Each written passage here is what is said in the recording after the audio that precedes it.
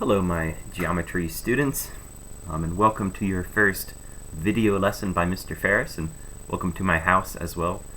You might see a Mr. Neff in his natural habitat behind me at some point, and that'd be fun. But I thought I would go ahead and give you a short video lesson on what our next section in geometry is going to be, and that is section 11-5, Circumferences and Areas of Circles. If you'd like to follow along in your book, feel free. It starts on page 445.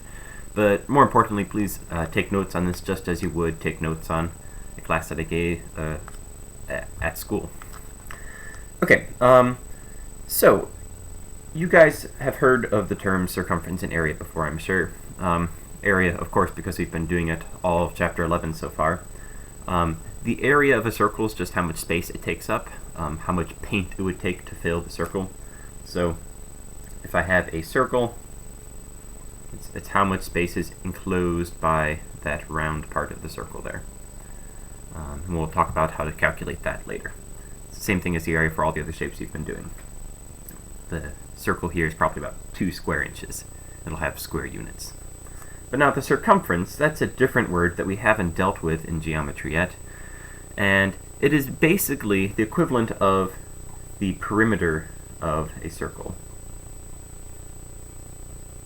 I'm going to put perimeter in quotation marks because it's not technically a perimeter, but you can think of it in the same sort of way. Perimeter of a circle. Now, the reason it's not a perimeter is because so far all of the measurements we've been dealing with in geometry in terms of length have been straight segments. So if we have a square, you can take the length of one side and multiply that by 4, and you have the perimeter of the square. But in geometry we haven't dealt with any curvy distances yet. In a circle we have no straight lines, we don't have any sides, it's just one big curvy segment thingy that we have to find the length of. And it still gets measured the same way you would think it would get measured. Like imagine you took a piece of string and laid it right along the black line here.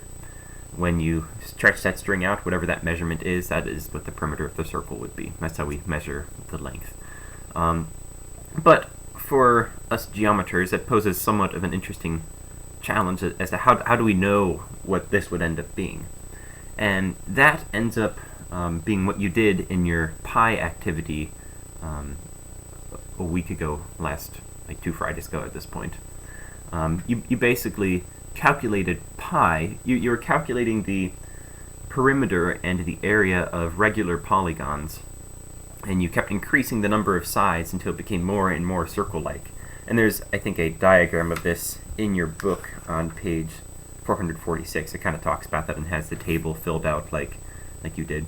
And you should have found, if you did the activity correctly, if you had all your trigonometry straight, that whatever your radius was, the perimeter ended up being about 6.28 times that radius, and your area was about 3.14 times that radius. And if you're especially keen, you may have noticed that 6.28 is 2 times 3.14, which is pi. So let's just jump right into the equations for calculating these, because you already kind of derived them on your own, which is beyond what the book would require you to do, but I thought it would be fun for you to see where pi actually comes from, how we can calculate it precisely using trigonometry. So let's first talk about how to calculate a circumference. Now, the book gives you 2 equations for a circumference. It gives you an equation you can use if you know the radius of your circle, and it gives you an equation you can use if you know the diameter of the circle. I tend to think in terms of diameter because it's just diameter times pi, but more often you will know the radius as opposed to the diameter of a circle. So far in geometry we've dealt with radii more than diameters. But either one works, and they're basically the same equation. So your circumference C is going to be equal to pi times the diameter. So if I have a circle and I take my diameter, whatever that is, it's just pi times that, and that's going to equal the circumference of the circle. And you can kind of visualize this in your head too. Imagine you take that diameter and kind of take 3 of them and bend them. You can almost fill up the entire circle. So you can kind of visualize if you forget exactly what the equation is. Although it's a pretty simple equation, so I hope you'll remember. But remember, the diameter is 2 times the radius. So if we sub out 2r instead of d, then we can get that the circumference is equal to pi times 2r, or it's often written as 2 pi r. So these are your two equations for circumference, and they are the same thing. It's just one is in terms of diameter, one is in terms of radius. Radius is half of the diameter, so we have to multiply that one by 2. Okay, now just a short word on pi. By the way, this is going to be a lovely, beautifully timed lesson that came right after Pi Day, but unfortunately pandemics mess with my beautiful timing, so we'll have to suffer having it a week later than Pi Day. But pi is spelled P-I, not P-I-E. And that is because it is a Greek letter, and we, for the purposes of this class, will just use 3.14 as our value of pi. If you're using a calculator, feel free to use the pi button as long as you know how to use it well. Your calculator will treat the pi symbol as just another number, so you can multiply, add it, divide. You can even do something to the power of pi if you wanted to. Take the pi root of something, I guess. Yeah, so you can treat it just like any other number. And in equations, when we solve using pi, we can treat it as any other number, regardless of whether we have the number written out or if we just keep the symbol in there. Because pi is a decimal and it is actually irrational, just goes on forever, it's sometimes nice to leave it in the symbol form as opposed to actually putting the number in and having messy numbers come out of that. And we'll do a few examples here later to show that. Now, the formula for the area of a circle is going to be area is equal to pi r squared.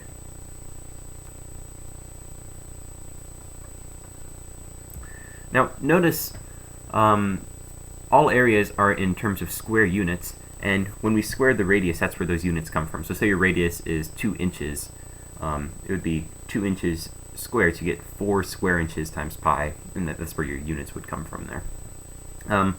Yeah, but anyways, this is another one you calculated in that worksheet a couple weeks ago, and so it should be somewhat familiar to you. I don't have an equation for area in terms of diameter, but if you wanted to write one, you could. You could just substitute d over 2 instead of r, and so it would be like d squared divided by 4 times pi, something like that. You could come up with something. But it might be easier just to use pi r squared. Okay, at this point, I'm going to do a few classroom exercises. I'm going to try to do 1, 3, 5, 7, 9, and 11. So basically 1 through 11 odd. And they should go pretty quickly because these equations are pretty simple. So if you'd like to pause your video now and work through those and then check your answers against mine, that'd be a good way to test whether you're using these equations correctly or not. Alright, so classroom exercise 1, we are given the radius of a circle, and we're supposed to find its circumference and its area. So if we know the radius is 3, its circumference, if we remember our equation, is going to be 2 pi r. Since we know the radius, we can just use that equation, or we could calculate d, but why complicate things? So our circumference is 2 pi r, or if we sub in 3 for r, that's going to be 2 times pi times 3. 2 times 3 is 6, so this is 6 pi. The area is going to be pi r squared. And once again, we sub in 3 for r. So this is going to be pi times 3 squared, or 9 pi. That's number 1. Number 3 is basically the same thing, except instead of having a nice whole number there, we're going to have a decimal. So we have 0.8 is r. And we're going to calculate it exactly the same way. So we use our equation for circumference, c equals 2 pi r. 2 pi r, which is going to be 2 times pi times 0.8. Now 2 times 0.8 is going to be 1.6. This is going to be 1.6 pi. To find the area, area equals pi r squared. So this is going to be pi times 0.8 squared. And 0.8 squared is 0.64. It's just 8 squared, but because it's a decimal, it's going to get smaller. You're going to be dividing by 10 twice. So yeah, 8 squared divided by 100, which is 0.64. And then we're going to leave it in terms of pi.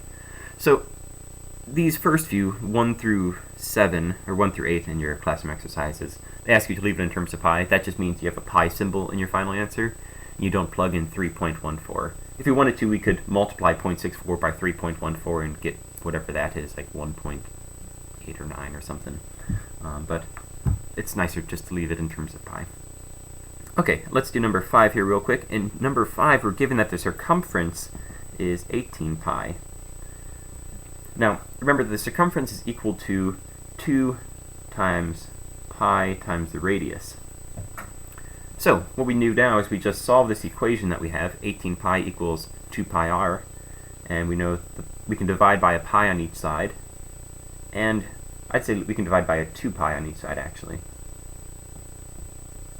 So the 2 and the pi go away, leaving us with just the radius, and then we have 18 over 2 is 9, pi divided by pi is 1, and so the radius is equal to 9, number 5. Once we know the radius, we can calculate the area, which is pi r squared. So that's going to be pi times 9 squared, which is 81 pi. Number 7, we're given the area, which is 49 pi. Right, that equals the area. And we know that the area is pi r squared. And you can kind of see that r squared is going to equal 49 here if we divide both sides by pi. So the square root of 49 is going to equal r. So we can square root both sides. And we get that r equals 7. Once we know the radius, we can find the circumference by using circumference equals 2 pi r, which is 2 times pi times 7, which becomes 14 pi. Alright. Now I'm going to go ahead and do number 9 and 11 as well.